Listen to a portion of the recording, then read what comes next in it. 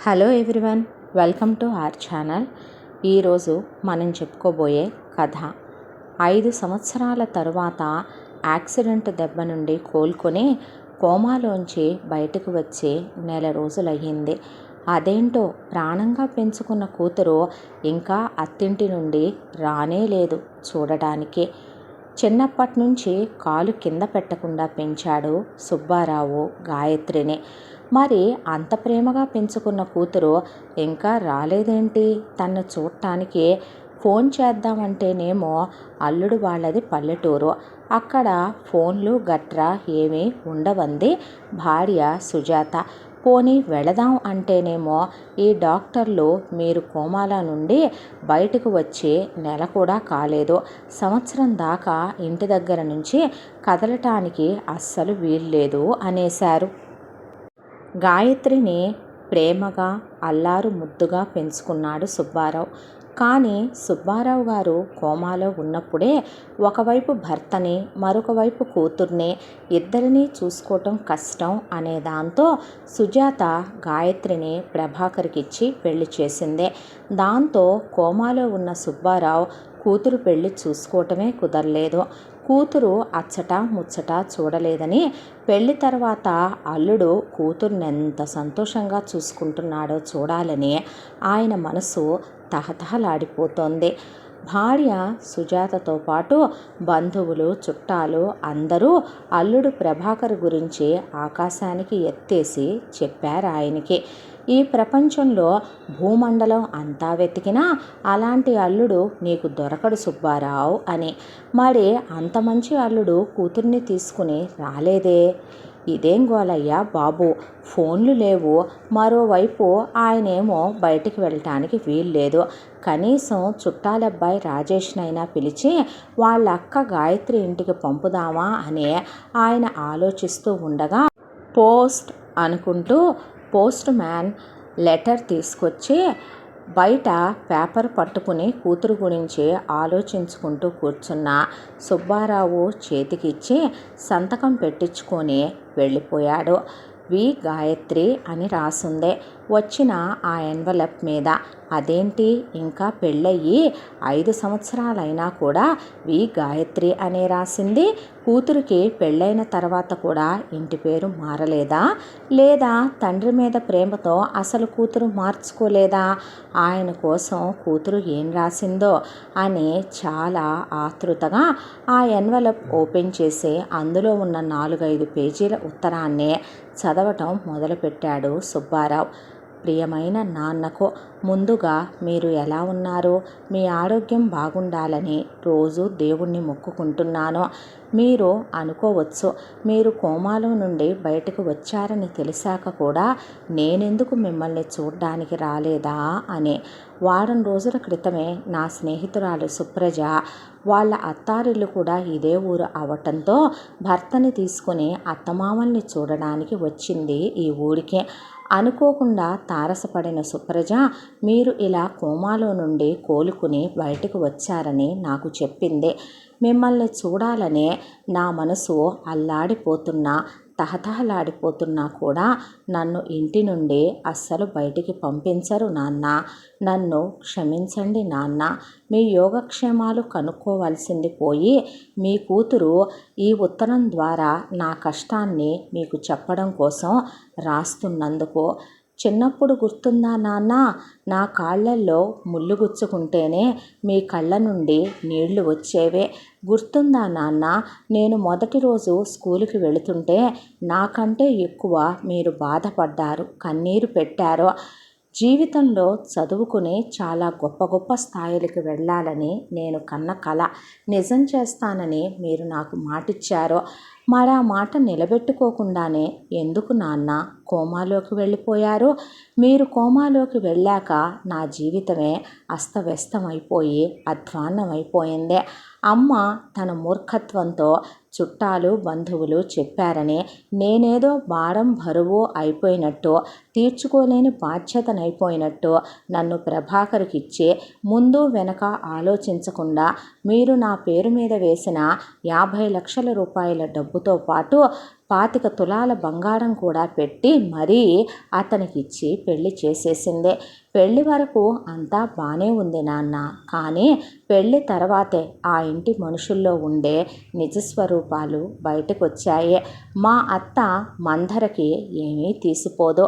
లేనిపోని చాడీలు చెప్పి ప్రతిరోజు ఏదో ఒక కారణంతో ప్రభాకర్తో నన్ను కొట్టిస్తూనే ఉంటుంది.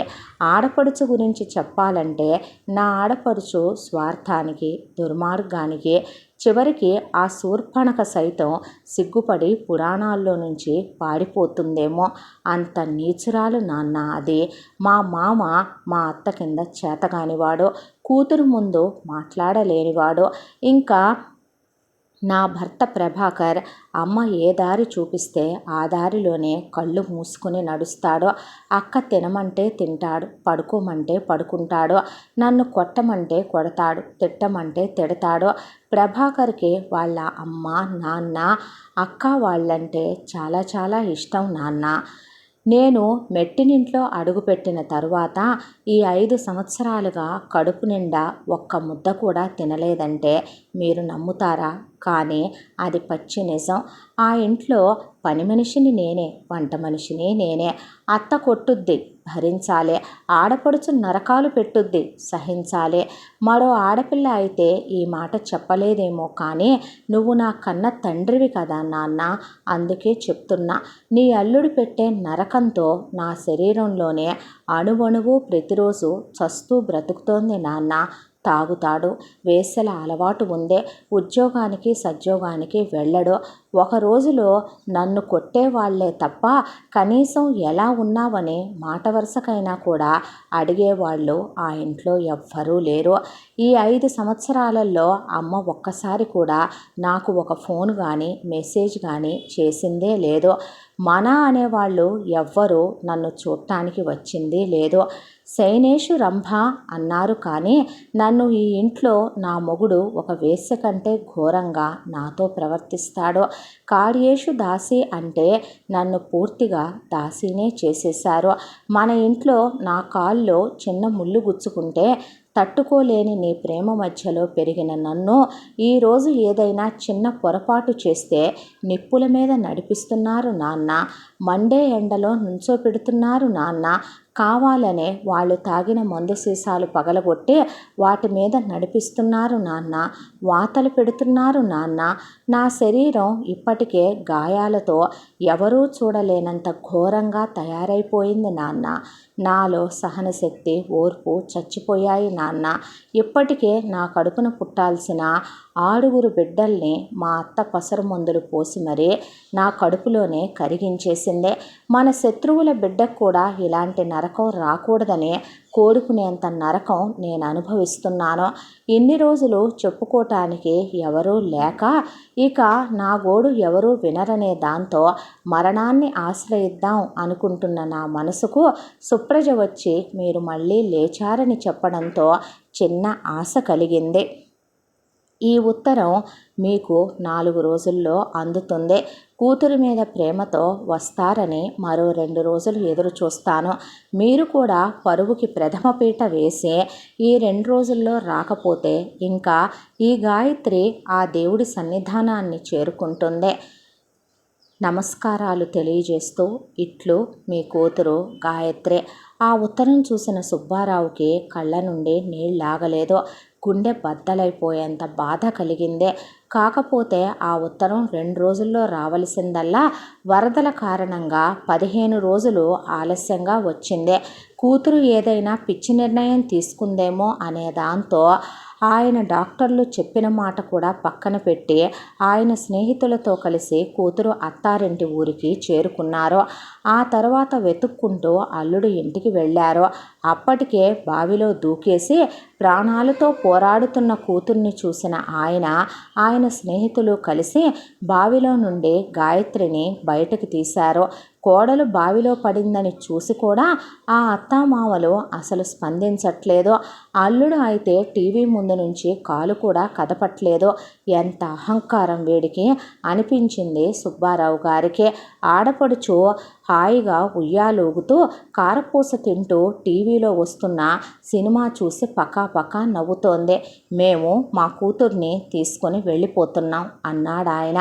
కనీసం కించిత్ బాధ, పశ్చాత్తాపం అనే భావం కూడా లేకుండా మీ ఇష్టం, ఒక వేశ్య కంటే నీచాతి నీచంగా వాడేశాను నీ కూతుర్నే, దానిమీద నాకేమీ ఇంకా మోజు లేదు, అయినా ఒట్టిపోయిన ఆవు మీద ఎవడి కాస ఉంటుంది అని ఒకవైపు ప్రభాకరు, మరోవైపు ప్రభాకర్ వాళ్ళ అమ్మ అనేసరికి రగిలిపోతున్న గుండెలతో కూతుర్ని తీసుకుని బయలుదేరుతూ ఉండగా 50 లక్షలు ఇచ్చి పంపేటట్టయితే కాపురానికి పంపు, లేదంటే నీ కూతుర్ని నీ ఇంట్లోనే ఉంచుకో అనేసి తలుపులు వేసేశారు మొహం మీద.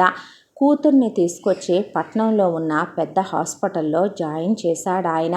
శవంలా తయారైపోయింది ఆ అమ్మాయే. దెబ్బలు ఉన్న ప్లేసే తప్ప శరీరంలో దెబ్బలు లేని చోటంటూ లేదు. ట్రీట్మెంట్ చేయించడం మొదలుపెట్టాడు. ఒకవైపు చుట్టాలు, బంధువులు, స్నేహితులు, భార్య అందరూ కాంప్రమైజ్ అయ్యి అల్లుడు దగ్గరికి ఇంకో 50 లక్షల రొక్కం ఇచ్చి కూతుర్ని అప్పచెప్పి కాపురానికి పంపమని చెప్తున్నా ఆయన మనస్సు మాత్రం అల్లుడు చేసిన దాన్ని ఒప్పుకోలేకపోయింది. ఎందుకు ఎప్పుడూ ఆడపిల్ల తల్లిదండ్రులే పరువు ప్రతిష్టల గురించి ఆలోచించాలి అనే ఆలోచనతో న్యాయం కోసం ఆయన కోర్టును ఆశ్రయించారు. కోర్టులో జరిగినవన్నీ విచారించే చాలా వివరాలు తెలుసుకునే ఆయన దెబ్బలతో తీసుకురావటం, ఆ అమ్మాయి బావిలో దూకటం, ప్రస్తుతం గాయత్రి ఉన్న పరిస్థితిని కూడా చూసి ఇంటర్మీడియట్ అయిపోయిన ఒక పిల్లని పెళ్లి చేసుకుని అంత ఘోరంగా ప్రవర్తించినందుకు, హింసించినందుకు ప్రభాకర్ అమ్మా నాన్నలకి, తోబుట్టువుకి వారు తగిన శిక్ష విధించారు. దాంతోపాటు వీళ్ళు ఇచ్చిన 50 లక్షలు కాకుండా వీళ్ళు పెట్టిన బంగారంతో పాటు ఎన్ని సంవత్సరాలుగా గాయత్రి పడ్డ నరకానికి ఆమె భవిష్యత్తు కోసం ప్రభాకర్ నుండి నష్టపరిహారంగా మరో 50 లక్షలు కూడా కోర్టు ఎలిమనీ కింద ఇప్పించింది. ఆమెకు పెట్టిన బంగారం కూడా వెనక్కి వచ్చేసింది. ఆ తరువాత కోర్టు నుండి బయటకు వచ్చిన గాయత్రి తండ్రిని కౌగిలించుకుని కన్నీటి పర్యంతం అయ్యింది. చాలా బాధపడింది. ఆ తరువాత కూతుర్ని ఇంటికి తీసుకుని వెళ్ళి ముందు ఆమె చుట్టూ ఉన్న ప్రపంచం ఒక్క మాట కూడా అనకుండా ఆయనే కంచై జాగ్రత్తగా చూసుకున్నారు. సుజాత అత్తారింట్లో కష్టాలు పడింది ఎవరు, సర్దుకుపోవాలి అని కూతురికి చెప్తూ ఆమెను మానసికంగా ప్రతిక్షణం దెబ్బతీయటంతో కన్న తల్లివై ఉండి బిడ్డకు చెప్పాల్సింది అదేనా అనే భార్య మీద చేయి చేసుకున్నారు సుబ్బారావు గారు. ఆ తరువాత సుజాతని ఆయన ఎప్పుడూ పలకరించలేదు. అది భార్య తీసుకున్న తప్పుడు నిర్ణయానికి వెనక ముందు ఆలోచించుకోకుండా బంగారు భవిష్యత్తు ఉన్న కూతురు జీవితాన్ని బుగ్గిపాలు చేసినందుకు భార్యకి ఆయన విధించిన శిక్ష. ఇంకా నా జీవితంలో ఏం మిగిలింది నాన్న, అంతా నాశనమైపోయింది అంటున్న కూతుర్ని తీసుకుని వెళ్ళి డిగ్రీ కాలేజీలో జాయిన్ చేశారు. ఆ తరువాత కూతుర్ని కంటికి రెప్పలా చూసుకుంటూ డిగ్రీ పూర్తి చేయించారు. ఆ తరువాత పీజీ పూర్తి చేయించారు. ఆమెని ఆ తరువాత రోజు కోచింగ్ సెంటర్కు దగ్గరుండి మరీ ఆయనే తీసుకువెళ్ళి సివిల్స్కి ప్రిపేర్ చేయించారు. కూతురుతో పరీక్షలు రాయించి ఒకసారి 2 సార్లు పోయినా 3వసారి తర్వాత ఆమె పాస్ అయ్యింది. ఐఏఎస్ ట్రైనింగ్ కోసం మసూరికి పంపించారు. కలెక్టర్ అయ్యి తిరిగి వచ్చింది కూతురు. ఆయన సంతోషానికి అవధులు లేవు, ఆనందానికి పట్టపగ్గాలు లేవు. ఇంకా ఆమె జీవితంలో ఏమీ లేదు, అంతా ముగిసిపోయిందే అనుకున్న కూతురికి తన తండ్రి ఇచ్చిన కొత్త జీవితంతో చాలా సంతోషంగా ఆనందంగా ఉంది ఇప్పుడు కూతురు. ఆ తర్వాత చాలా గొప్ప గొప్ప సంబంధాలు ప్రయత్నించకుండానే వాటంతటా అవే వచ్చాయి. అన్నీ తెలిసి కూడా గొప్ప మనసుతో ఇష్టపడి చేసుకోవటానికి చాలామంది అబ్బాయిలే ముందుకు వచ్చారు. ఆమె చేసుకోవటానికి ముందు నిరాకరించిన నా తరువాత నీకు నీ జీవితాంతం ఒకళ్ళు తోడు ఉండాలి కదమ్మా, నువ్వు పిల్లా పాపలతో సంతోషంగా ఉంటే చూడాలని ఉంది తల్లి అని సర్ది చెప్పి వచ్చిన వాళ్ళల్లో కూతుర్ని ప్రాణంలా చూసుకునే అబ్బాయి గురించే అన్నీ ఎంక్వైరీ చేసి మంచి చెడు అన్నీ ఆలోచించి చూసి గాయత్రిని కార్తీక్ అనే చాలా మంచి అబ్బాయికి డాక్టర్కి ఇచ్చి పెళ్లి చేసేశారు. ఆమె వైవాహిక జీవితం చాలా సంతోషంగా ఉంది. పిల్ల పాపలతో చాలా ఆనందంగా ఉంది. తన జీవితం అలా ఉండటానికి కారణం తన తండ్రి. అందరికీ అలాంటి తండ్రి ఉండకపోవచ్చు. అందుకే తనలాంటి వాళ్ళందరికీ ఒక మంచి ఉపాధిని కల్పించింది గాయత్రి. అనుకోకుండా ఒకరోజు తల్లి సుజాత మరణించటంతో తండ్రి సుబ్బారావుని తన భర్త కలిసి వాళ్ళింటికి తీసుకొచ్చి చాలా విలువ గౌరవాలతో చూసుకుంటున్నారు. కూతురు అల్లుడు మనవలతో ఆయన చాలా సంతోషంగా శేష జీవితాన్ని గడుపుతున్నారు. పుట్టిల్లు సర్దుకుపోవటానికి కాదు, ధైర్యంగా ఒక అడుగు ముందుకు వేయటానికి ఒక ఆడపిల్లకి ఎప్పుడూ మేమున్నాం అని తోడుగా ఉండాలి. ఇంతటితో ఈ కథ సమాప్తం. మళ్ళీ మరొక మంచి కథతో మీ ముందుకు వస్తాను. ఇంత మంచి కథని మనకు అందించిన కథా రచయిత్రి సాయి లలిత గారు. Please do like, share, comment and subscribe to our channel. Thank you.